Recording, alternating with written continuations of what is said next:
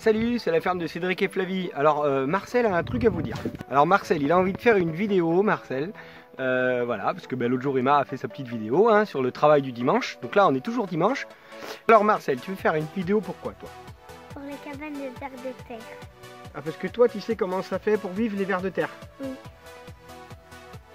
Et les vers de terre, ils vivent dans quoi?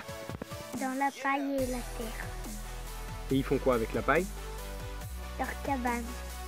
Leurs cabanes. Des cabanes. Ils font des cabanes. Ils font des cabanes. T'as compris? T'as pas compris? Les vers de terre, ils font des cabanes. On va en Gueulfette, on va voir les cabanes des vers de terre. C'est plus moi qui conduis. Alors en fait, quand t'as 6 ans, tu peux conduire. Alors tu te mets debout, parce que... Oui, tu te mets debout. Sinon, t'es pas les pieds assez grands pour appuyer sur les pédales. Ah mais il est content, hein. Regarde, il a le sourire.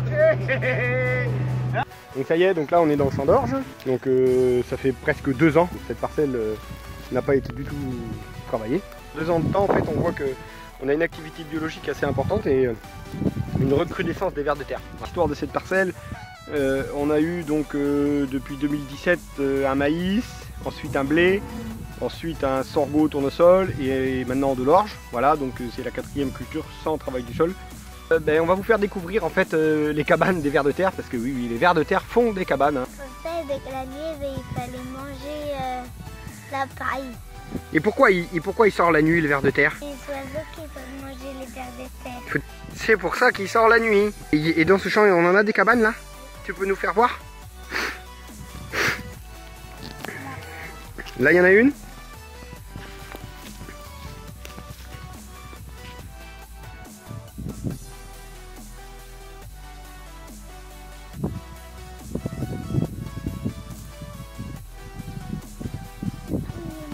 Le trou, il est là.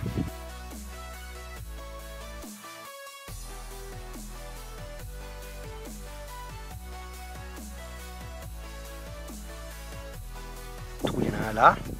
Et puis là. Et puis regarde là, il y en a un gros là. Et puis là aussi, il y en a un. Tu vois, donc en fait, là, on avait une cabane. En fait, on a plusieurs trous.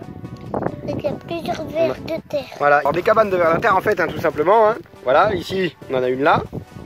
On en a une là.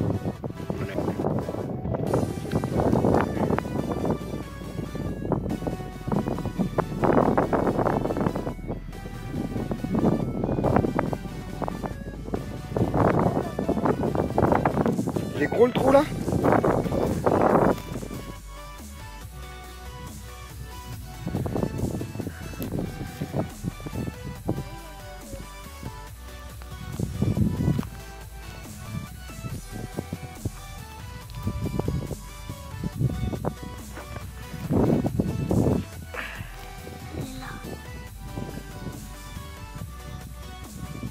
C'est tout petit. Qu'est-ce qu'il faut pas faire dans le sol pour que les vers de terre ils soient contents? Pas passer avec la charrue. Ah, faut pas passer avec la charrue? Ah, et est-ce que la charrue ça fait quoi?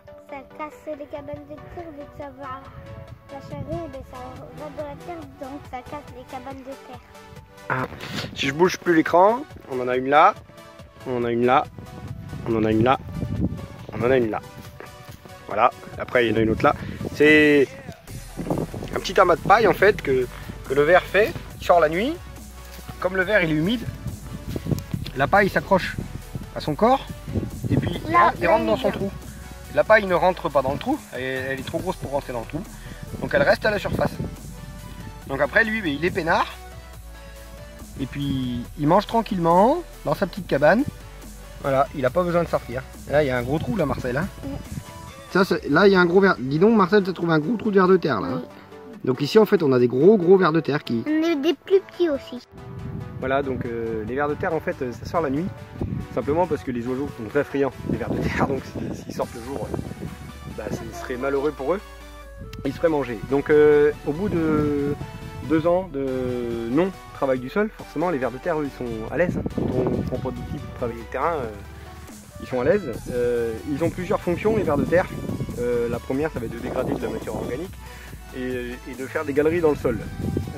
Donc ces galeries, si vous voulez, vont avoir plusieurs intérêts. Un des premiers intérêts, ça va être la réserve en eau et l'enracinement. On a des racines qui vont s'enfiler dans les galeries des vers de terre. Ça va permettre de descendre assez profond. La deuxième chose, ça va être la réserve utile, parce que quand il pleut très fort, on a des orages de plus en plus violents, on a des épisodes pluvieux de plus en plus compliqués à gérer. Et quand on a plein de trous dans le sol, ça fonctionne comme une éponge. Donc à partir de là, ben simplement, s'il y a des trous dans le sol, l'eau rentre. Voilà, c'est aussi simple que ça, que si le sol est fermé, l'eau elle court sur le terrain. Et puis la troisième chose à laquelle on ne pense pas forcément, c'est la ventilation du sol. C'est très important d'avoir de la ventilation. Donc si on a un sol qui est percé, forcément il y a de la ventilation. La ventilation, ça va permettre d'avoir une atmosphère assez intéressante pour les micro-organismes. Avec les vers de terre. Les glisons en petits trous. Voilà, là on le voit bien. Eh ben, bonjour mon coucou. Ils se glissent entre eux. Et vers de terre. Hop, hop, il est parti. Bon, les cabanes de vers de terre, vous avez compris, hein, dans mon champ il y en a plein. Ceci dit, donc la cabane du vers de terre dans mon champ, il y en a pas mal, hein, vous voyez à quoi ça ressemble. C'est tout simplement un petit tas de paille. Vendredi, je fais un petit truc, une petite porte ouverte au moment de ma vente. Là. Donc simplement, eh ben, je vous en ramène. Hein, je vous ramène des cabanes de vers de terre. Ben, comme ça, vous verrez. Ça vous permettra de voir, si vous voulez, sans forcément vous déplacer dans le champ, c'est plus compliqué. Donc je vous ramènerai pour vendredi soir des petites cabanes de vers de terre. Comme ça vous permettra de découvrir ce que c'est une cabane de vers de terre. Je vous dis à vendredi.